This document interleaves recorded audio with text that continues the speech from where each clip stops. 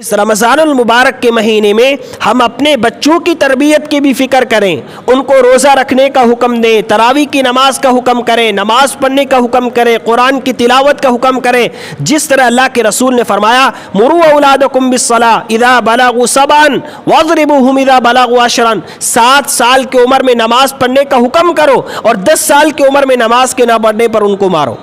تو اس حدیث کو سامنے رکھ کر ہم اپنے بچوں کو نماز پڑھنے کا عادی بنائیں، روزے رکھنے کی عادت ڈالیں۔ دیکھو ہمارے اکابر کا یہ طریقہ ہے کہ وہ بچوں کی تربیت، ان کی اصلاح اس انداز میں کرتے تھے کہ چھوٹے بچوں کو روزہ رکھنے کا حکم دیتے اور روزہ رکھواتے اور ان کو یہ کہتے کہ بیٹا تم چھوٹے ہو، آدھے دن کا روزہ رکھو۔ صبح سحری کے وقت اٹھاتے، کھانا پانی پلا دیتے اور سلا دیتے، دوپہر کے وقت روزہ توڑوا دیتے تھے۔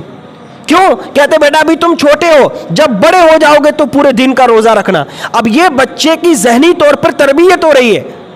وہ سمجھ رہا ہے کہ روزہ ابھی میں چھوٹا ہوں تو آدھا رکھوں گا، جب بڑا ہو جاؤں گا نا تو پورے روزے رکھوں گا، پورا دن بھوکا پیاسا رہوں گا۔ اس طرح بچوں کی تربیت ہوتی ہے اور ہمارے اکابر کا طریقہ ہے، اس لیے ہم اپنے بچوں کو روزہ رکھنے کا عادی بنائیں، نماز پڑھنے کا عادی بنائیں، زکوٰۃ اور صدقہ دینے کا عادی بنائیں، ان کو تراویح کی نماز میں ضرور لائیں۔ جب ہم بچوں کو اس انداز میں تربیت کریں گے اور روزہ رکھوا کر اسے کہیں گے کہ بیٹا روزے کی حالت میں جھوٹ نہیں بولنا، روزے کی حالت میں گالی نہیں دینی، روزے کی حالت میں ماں باپ کو نہیں ستانا، روزے کی حالت میں کسی کی غیبت نہیں کرنی، روزے کی حالت میں کسی کو ستانا نہیں ہے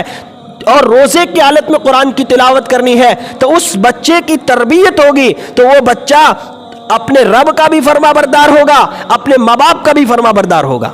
تو ہم اس انداز میں اپنے بچوں کی تربیت کریں کہ ان کو، چھوٹے بچوں کو ہی نماز کا حکم کریں، ان کو روزے رکھنے کا حکم کریں، روزے کی حالت میں قرآن کی تلاوت کا حکم کریں، تو بچے کا ذہن بنے گا، اس کی ذہن سازی ہوگی، اس کا ذہن بنے گا کہ رمضان المبارک کے مہینے میں روزہ ہم پر فرض ہے، تراویح کی نماز سنت ہے، مجھے پڑھنی ہے، رمضان المبارک کے مہینے میں گالی نہیں دینی، رمضان کے مہینے میں جھوٹ نہیں بولنا، رمضان کے مہینے میں غیبت نہیں کرنی، رمضان کے مہینے میں ماں باپ کو نہیں ستانا۔ تو دیکھو جب اس طرح 1 مہینہ آپ اپنے بچے کی تربیت کرو گے، 11 مہینے تک آپ کے بچے کی یہی تربیت ہوگی اور اسی انداز سے 11 مہینے گزارے گا۔